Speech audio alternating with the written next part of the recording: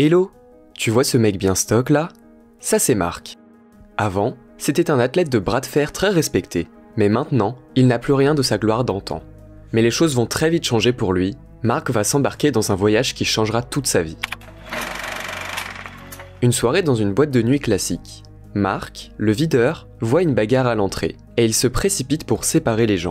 Il découvre que parmi ces personnes, il y a Jin-Ki, son ami. Il est venu de Corée du Sud aux États-Unis pour demander une faveur à un vieil ami, venir faire un match de bras de fer pour récupérer son argent. Mark accepte, bien qu'à contre-cœur. L'homme musclé domine très rapidement l'adversaire, mais celui-ci n'accepte pas le résultat du match. Il veut une revanche. Une bagarre de masse commence dans la boîte de nuit. Mark se bat contre ses propres collègues pendant que son ami part en toute discrétion. Avant de disparaître, il crie juste à Mark qu'il devra l'appeler quand il reviendra en Corée du Sud. Mark est viré à cause de la bagarre. Maintenant, il travaille comme gardien, et il passe des journées à ne rien faire dans sa cabine. Mais un jour, il reçoit un appel inattendu d'un numéro inconnu. C'est Jin-Ki qui appelle son vieil ami à une compétition de bras de fer en Corée du Sud. Mark, sans réfléchir deux fois, range ses affaires et part à l'aéroport. De retour à Séoul, Jin-Ki propose à Mark de devenir collègue. Mark le musclore veut refuser, mais son ami explique qu'il est impossible de construire une carrière sportive en Corée du Sud sans manager. Mark y réfléchit, et il décide d'écouter son ami. C'est là que Kinji partage son plan brillant. Il suggère à Mark de participer à des bras de fer avec des paris. Mark soupçonne que c'est une arnaque, mais son nouveau manager le rassure et il dit que c'est juste un petit business inoffensif. Les gars se promènent à Séoul. Et quand ils rentrent chez eux, Jin-Ki pose une question insolite à Mark.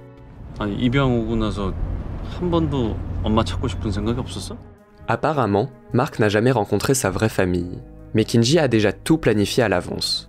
Dans la chambre de son ami, il a laissé un cadeau inhabituel, un téléphone avec l'adresse de sa mère biologique. Pendant ce temps-là, Kinji est parti traquer Yoo Chang-so, un mafieux local qui gère des galeries commerciales du coin en journée et organise des compétitions le soir.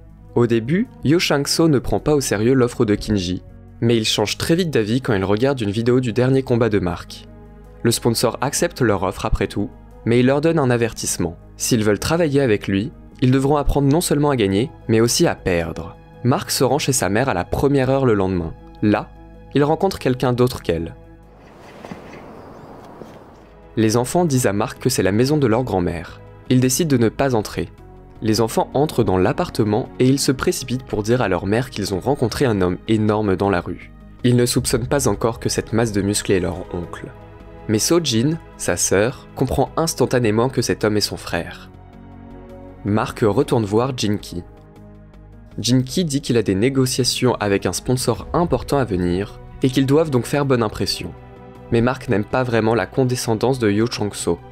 Ils étaient à deux doigts de se battre, mais Jin-Ki réussit à les calmer au dernier moment. Pendant ce temps-là, la sœur présumée de Mark est au travail. On apprend qu'elle est propriétaire de sa propre boutique dans les galeries commerciales de Yoo Chang-soo et qu'elle est profondément endettée. Il y a un homme dans son équipe qui dit qu'il va aller parier sur des bras de fer. Il pointe du doigt le favori de la soirée, Mark, qui se tient juste devant le magasin. Le premier combat de Mark en Corée du Sud commence. Il gère sans aucun effort même les adversaires qui étaient restés invaincus jusque-là. Yoo Chang-soo est ravi, car il réussit à convaincre un sponsor plus jeune et plus influent d'investir dans la carrière de Mark. Après une performance triomphante, Mark et Jin-Ki partent en vacances dans un hôtel de luxe. Le jeune homme demande à Mark s'il a vu sa mère. Mais Mark est un peu renfermé, et il ne sait pas comment mettre ses émotions en mots. Il dit simplement à son ami d'oublier ça. Quelques minutes plus tard, Jin-Ki reçoit un message lui disant de gagner le premier match demain, mais de perdre le deuxième. So-jin a ses propres problèmes à la maison. Les enfants ressentent un manque constant d'attention parce qu'elle travaille la nuit. Seyoung Jeon-hin demande à sa mère d'acheter des baskets depuis des semaines, et il emmène sa sœur cadette Jeon-hee à l'école.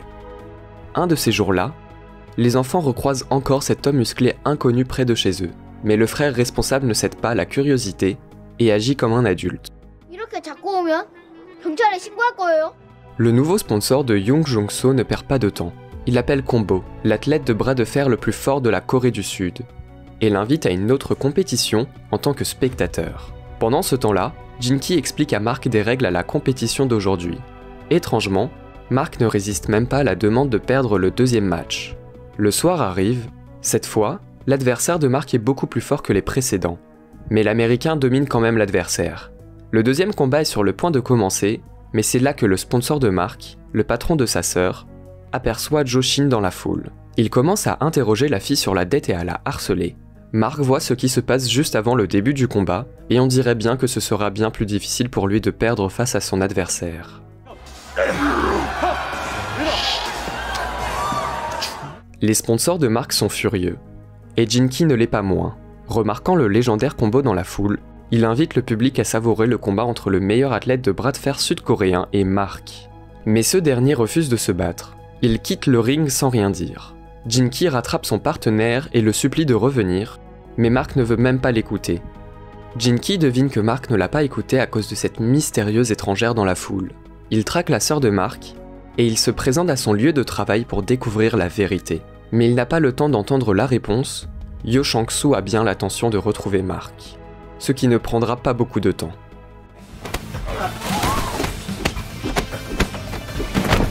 La police arrive sur les lieux, Yo Chang-soo joue la victime et fait croire que Mark l'a attaqué. Mark se retrouve au poste de police, où Jinki fait de son mieux pour le défendre. Il dit aux officiers que Mark est un célèbre lutteur américain et qu'il est venu ici pour faire des compétitions. Mais ça ne suffit pas, la police doit identifier Mark à l'ambassade américaine. Il n'y a qu'un seul problème, Mark a été élevé en famille d'accueil et ses documents sont un peu flous. C'est So-jin qui débloque la situation, qui arrive soudainement au poste de police avec les enfants. La femme informe l'officier que Mark est le fils de sa mère. Elle montre le passeport de son frère avec son nom sud-coréen et des photos de bébé. Selon So-jin, sa mère est tombée enceinte tôt et n'a pas pu élever l'enfant d'elle-même. Mais si Mark était déjà au courant de tout ça, il était choqué par une autre nouvelle. Sa mère est morte d'un cancer l'année dernière. Et là, So-jin ment à la police. Selon elle, Mark est venu en Corée du Sud pour l'aider avec les enfants et il s'est battu avec les hommes dans la galerie marchande pour défendre son honneur. Les policiers la croient, et Mark est relâché, à contre-cœur. Par contre, Mark ne réussit pas à communiquer avec sa sœur. Alors Jinki prend les choses en main et suggère qu'il rende visite à So-jin et ses neveux. C'est là qu'il se réveille le lendemain matin. Mark et son ami sont surpris par l'ordre dans la maison, les enfants tout seuls à l'école pendant que leur mère dort dans sa chambre. Quand So-jin se réveille enfin, elle a une conversation avec son frère. Après la conversation, Mark tire une conclusion décevante. Soit il n'arrive pas à cause de la barrière de la langue, soit simplement parce qu'il n'arrive vraiment pas à parler de ses sentiments. Il suppose qu'il n'est pas le bienvenu dans cette maison. Mark est déterminé à partir, malgré les enfants qui lui supplient de rester. Mais près de la maison, il rencontre les hommes de main de Yo Jong-so, qui sont venus recouvrir la dette de leur sœur. Mark voit que sa nouvelle famille ne pourra pas s'en sortir sans sa protection, et il accepte de rester avec ses neveux. En un clin d'œil, la famille de So-jin prend un nouveau tournant. Maintenant, les enfants ne sont plus seuls, mais ils passent du temps avec leur oncle. Pendant que les neveux sont à l'école, Mark s'entraîne. Puis quand ils sont là, il s'occupe d'eux et les divertit. Mais le plus important, c'est que chaque jour, l'homme musclé repousse les hommes de Yo Chang-soo qui essaient de ruiner sa sœur.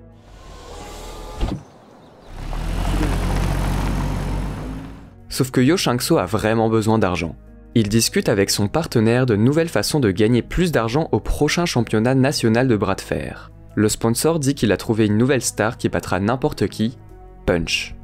Il est actuellement en prison, et sa force fait peur à tous les autres incarcérés. Il n'y a pas si longtemps, c'était le coéquipier de Combo, jusqu'à ce qu'il soit attrapé avec des stéroïdes et renvoyé. Jinki vient voir Mark avec des bonnes nouvelles. Il peut aller à la ville côtière de Busan pour participer à un petit tournoi professionnel. Les enfants sont ravis de cette idée, donc Mark ne refuse pas. Tous les 5 vont à la compétition. Ils y voient que l'adversaire est la même personne, le grand Combo. Personne ne pouvait le vaincre avant, mais maintenant, c'est au tour de l'Américain. En tant que gagnant, Mark et ses compagnons obtiennent un dîner chic et 1000 $. Toute la journée, ils s'amusent au bord de l'océan comme une vraie famille. Tard dans la soirée, So-jin voit Mark assis au bord de l'eau, seul, et elle décide de lui parler. Elle lui dit que sa mère rêvait de le rencontrer jusqu'à son dernier souffle, mais elle voit que son frère est encore blessé. Un documentaire est diffusé. Jinki a demandé à une connaissance de le filmer. L'histoire de Mark est racontée depuis le tout début. On y apprend que ses parents adoptifs sont décédés assez tôt et que des enfants aux États-Unis l'ont harcelé. C'est pourquoi Mark a voulu devenir fort et qu'il a commencé à s'entraîner. À un moment donné, il a failli devenir une star nationale, mais il a été injustement accusé de truquer les résultats, puis il a été expulsé de la ligue. Mais bientôt, il sera en mesure de prouver sa valeur à tous les Sud-Coréens. Mais pour l'instant, Mark continue de profiter de sa nouvelle vie de famille en allant chercher les enfants à l'école et en faisant le ménage. Pendant son temps libre, il s'entraîne pour le tournoi et il va voir les médecins pour guérir sa main douloureuse. Lors d'une de ses visites, Kinji part soudainement et Mark décide de le suivre. C'est là que Mark apprend que son ami a un père avec qui il ne parle pas parce qu'il s'est endetté et qu'il a perdu sa femme. Jin-ki avoue qu'il est dans une situation pas moins désespérée que Mark et qu'il a vraiment besoin d'argent. Après un autre dîner en famille, Mark va discuter avec son neveu et il est surpris d'à quel point le garçon écrit vite au clavier. Joon-hin lui répond qu'il faisait même des compétitions avec sa grand-mère. Un jour, il a vu sa grand-mère écrire un email à son oncle. Jin-ki, quant à lui, fait une dernière tentative de négociation avec le sponsor avant la compétition. Mais Yo Chang-so rigole juste. Il a déjà réussi à sortir Punch de prison, et il prévoit maintenant de mettre le voyou sur le tournoi. Une fois que tout le monde est endormi, Mark ouvre sa boîte mail et apprend que sa mère lui envoyait constamment des messages ces dernières années, ainsi que la vérité choquante sur la famille dans laquelle il se trouve. Apparemment, So-jin n'est pas du tout sa sœur, c'est juste une fille que la mère de Mark a prise sous son aile pour la bonté de son cœur. Le lendemain, tous les 5 vont voir les cendres de la mère de Mark. En chemin, l'homme lui demande si So-jin a quelque chose à lui dire. Elle fait genre qu'elle ne comprend pas de quoi il parle, mais au cimetière, Mark s'effondre et lui pose une question directe. 여기서는 울어도 돼. 나도 맨날 운대 뭐. 왜 거짓말했어? So-jin essaie d'expliquer que sa mère est vraiment devenue sa famille, mais Mark ne veut même pas l'écouter. Il pense qu'après toutes ces années, il avait enfin trouvé une vraie famille, alors qu'au final, tout est faux. Déçu, Mark se retourne et s'éloigne. Même Jin-ki n'arrive pas à l'arrêter. Au contraire même, Mark déchaîne toute sa colère sur son ami et l'accuse d'intentions égoïstes. Mark est persuadé qu'il n'a jamais été désiré, à part comme machine à gagner de l'argent. Mark est de nouveau seul, il continue à se préparer pour le championnat. Pendant ce temps-là, l'oncle manque terriblement aux enfants qui ne savent pas que ce n'est pas vraiment leur oncle. Quand ils supplient de voir Mark, leur mère leur répond que ce ne sera plus possible maintenant. Puis vient enfin le jour des championnats. Dès que Mark entre dans l'arène, il voit Jin-ki là-bas. Celui-ci remet à son ancien partenaire un carnet avec une analyse des matchs des adversaires et demande de lui faire confiance une dernière fois. Mark hésite, mais il serre quand même la main de son vieil ami. Le tournoi commence, le vainqueur emportera 100 000 $ avec lui, et les 2 premiers représenteront la Corée du Sud à la Coupe du Monde. Des milliers de personnes regardent le match, dont So-jin et ses enfants, Soon-hin et Soon-hye. Ils voient Mark à la télé, et ils se disent qu'il a l'air très perdu. Malgré les interdictions de leur mère, ils décident d'aller seuls à l'arène pour donner une médaille à leur oncle, et lui remonter le moral. Les problèmes commencent à hanter Mark, même pendant les matchs de qualification. Il perd presque dès le premier match, mais la défaite n'est pas comptée, car des règles n'ont pas été respectées. Puis son bras lui fait terriblement mal. Pendant ce temps, l'offre de Jin-ki est difficile à refuser.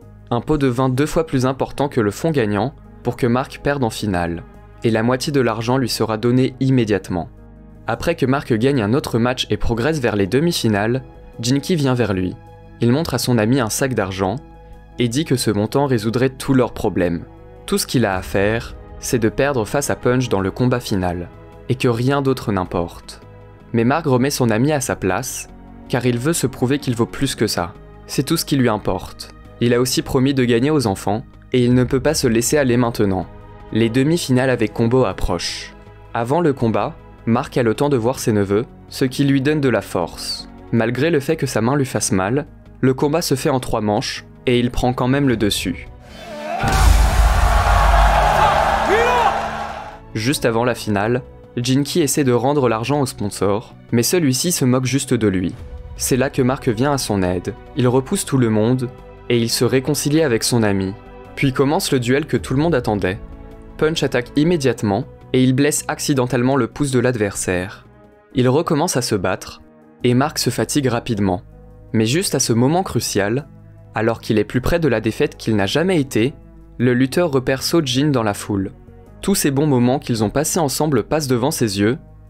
Mark met toutes ses forces sur son adversaire, et... Mark devient enfin champion.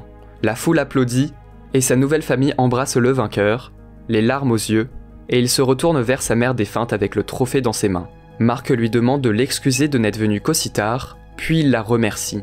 Il a enfin une nouvelle famille. Tu ferais quoi, toi? Tu prendrais le pot de vin doublé? Ou tu combattrais jusqu'à la fin, malgré une blessure grave? Dis-moi tout dans les commentaires et sois honnête. N'oublie pas de t'abonner à la chaîne pour ne pas rater de nouvelles intrigues de films.